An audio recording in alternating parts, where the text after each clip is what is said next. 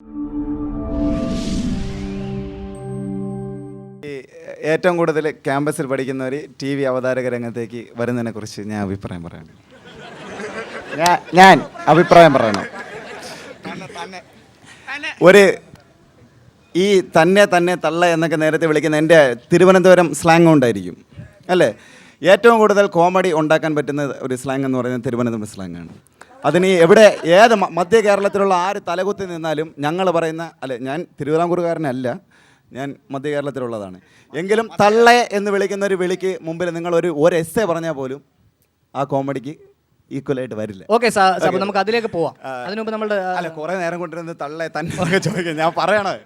Okay, ഒരു ആളുടെ ജീവിതത്തിലെ ഏറ്റവും സുവർണ്ണ കാലഘട്ടം എന്ന് പറയുന്നത് ക്യാമ്പസിൽ പഠിക്കുന്നുണ്ട്. ചെറുപ്പം ക്യാമ്പസിൽ പഠിച്ചിറങ്ങുന്ന മുടിയൊക്കെ കൊഴിഞ്ഞ് കഷണ്ടിയൊക്കെ ആയിപ്പോവും.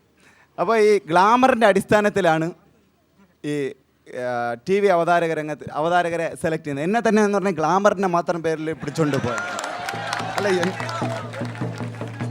എൻ്റെ അനുഭവത്തിൻ്റെ വെളിച്ചത്തിൽ ഞാൻ പറയുന്നതാണ്. ഞാൻ ഒരു ദിവസം ഇങ്ങനെ ഈ അനുഭവത്തിന്റെ വെളിച്ചത്തിൽ അനുഭവം എടുത്ത് ടോർച്ച് പോലെ അടിക്കാൻ പറ്റും അതിന്റെ വെളിച്ചം കിട്ടാൻ.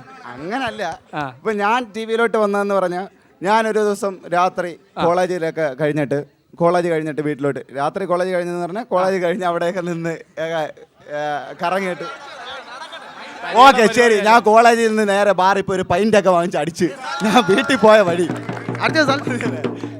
വഴി എൻ്റെ വീട്ടിൻ്റെ അവിടുത്തെ വളവെത്തിയപ്പം എൻ്റെ കുറുകെ ഒരൊറ്റ ചാട്ടം, ഒരു ഉഗ്രൻ ടി വി ചാനൽ സാബുവിൻ്റെ കുറുകെ ചാടി. പിന്നെ എനിക്ക് ദേഷ്യം വന്ന് ഞങ്ങൾ തമ്മിൽ അടിയായി, അവസാനം എന്നെ കീഴ്പ്പെടുത്തി. അങ്ങനെയാണ് ഞാൻ ടി വി അവതാരകനായിട്ട് പോയത്.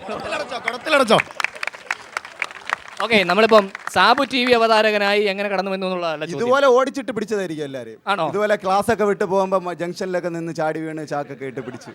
കോളേജ് ചെന്ന് പിടിക്കുന്ന വകുപ്പുകൾ ഇതിലുണ്ടാവും. കോളേജ് ചെന്ന് പിടിച്ച വിവരം അറിയും.